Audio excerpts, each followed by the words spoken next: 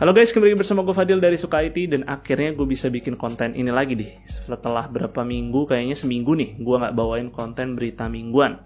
Dan setelah gue lewatin 1 minggu, kayaknya sih banyak banget ya berita yang gue lewatkan. Dan sepertinya sih cukup menarik nih untuk dibahas lagi. Dan semoga aja masih menarik nih buat kalian. Untuk itu kita langsung aja masuk ke berita pertama, dimulai dari AMD nih.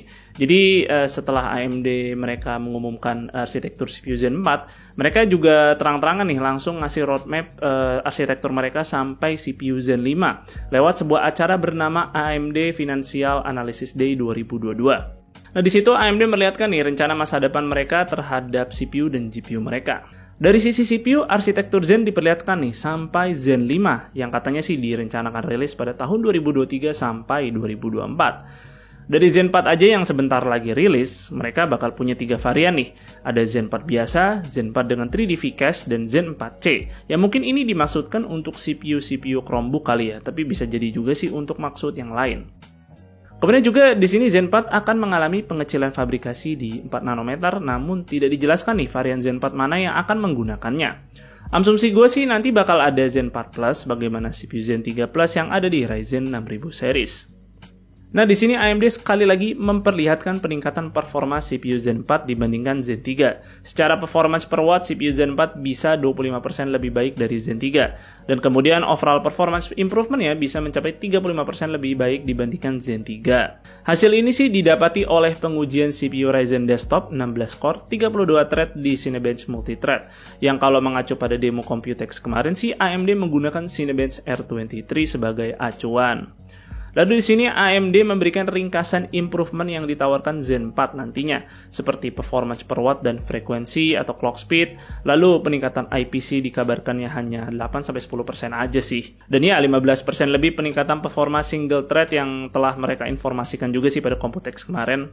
Kemudian di sini juga ada 125% memory bandwidth per core yang kemungkinan sih ini improvement dari sisi CPU cache kali ya. Dan terakhir di sini penambahan extension seperti untuk AI dan AVX 512 yang sepertinya sih AMD juga akan mengikuti jejak Intel yang sudah lama memasukkan AVX 512 ke CPU kelas konsumer mereka. Lalu untuk arsitektur Zen 5 yang direncanakan rilis pada tahun 2023 sampai 2024 nanti dikabarkan sih akan menggunakan fabrikasi 4 nanometer hingga 3 nanometer. Dan juga di sini AMD akan merilis 3 varian Zen 5. Dan AMD juga memberikan sneak peek nih apa yang akan mereka lakukan pada Zen 5 nantinya.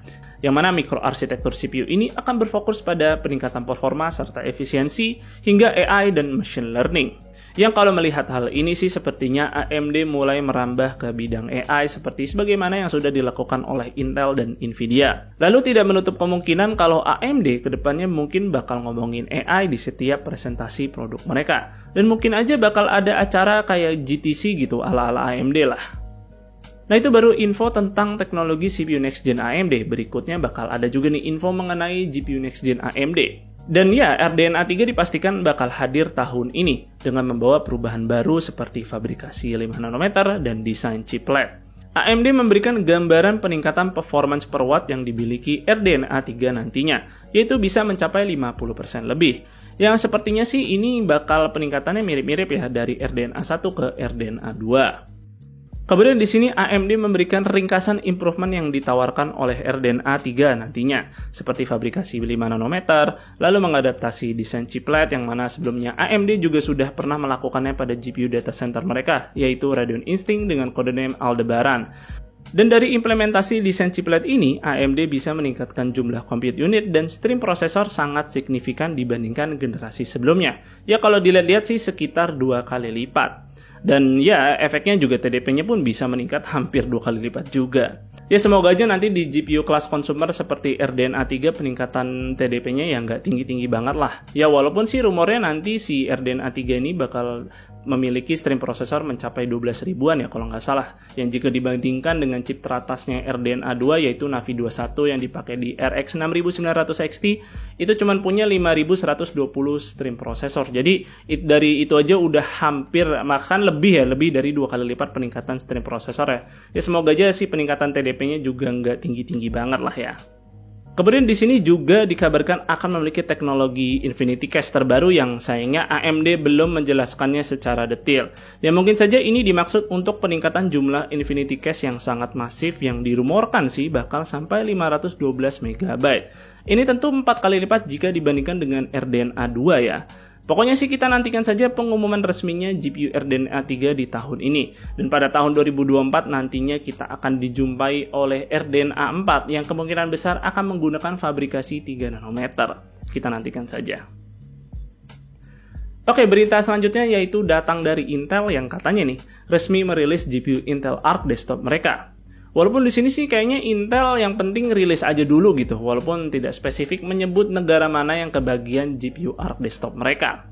Nah kalau dilihat sih dari perilisannya, GPU Arc ini dirilis di Cina aja dan GPU Arc tersebut adalah seri Arc A380.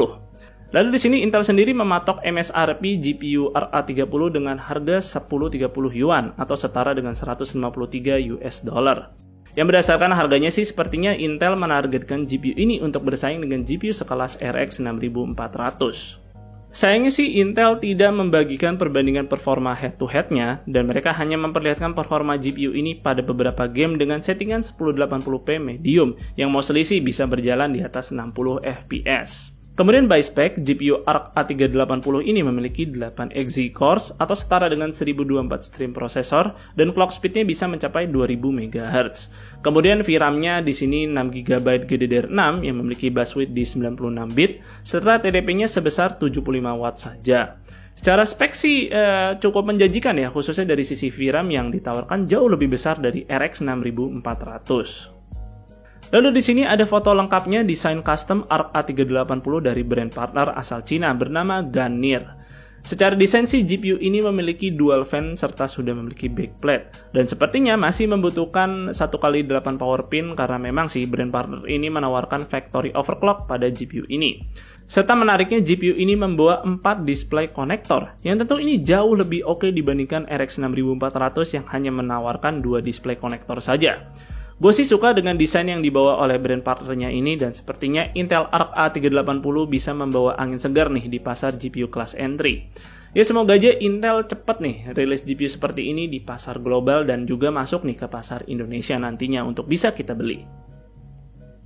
Oke, berita selanjutnya yaitu datang dari AMD yang akhirnya secara resmi merilis Ryzen 6000 series di Indonesia. Dan gue pun berkesempatan untuk menghadiri acara mereka yaitu pada tanggal 14 Juni 2022.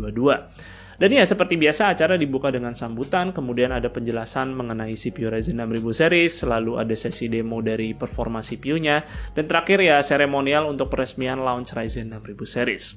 Dan di sini sedikit refreshment aja nih tentang Ryzen 6000 series itu seperti apa sih dan line up-nya ada apa aja.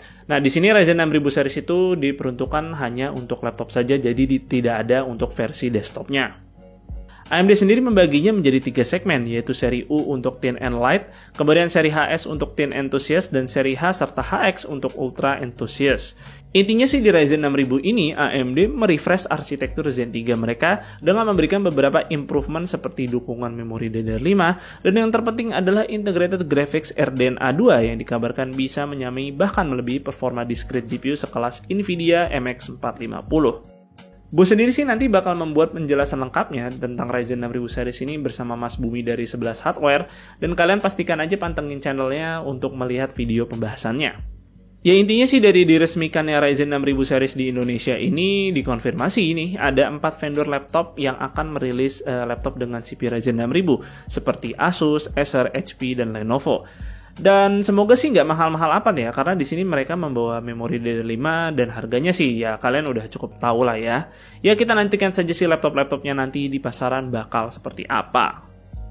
Oke, berita selanjutnya sekaligus menjadi berita terakhir di video ini. Dan akhirnya nih kita bisa melihat harga GPU semakin berangsur-angsur menurun. Dan kalau gue lihat di marketplace sih GPU seperti RTX 3060 aja akhirnya bisa mencapai kepala 6.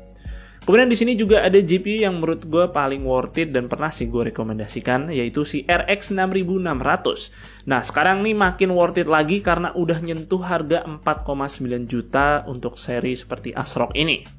Kemudian di sini juga ada GPU AMD lainnya yang mengalami penurunan menurut gue seperti RX 6700 XT yang akhirnya sih bisa nyentuh hampir 9 juta pas. Yang kalau nggak salah sih sebelumnya itu nggak turun-turun dari kisaran 10-11 juta ya kalau nggak salah sih waktu itu.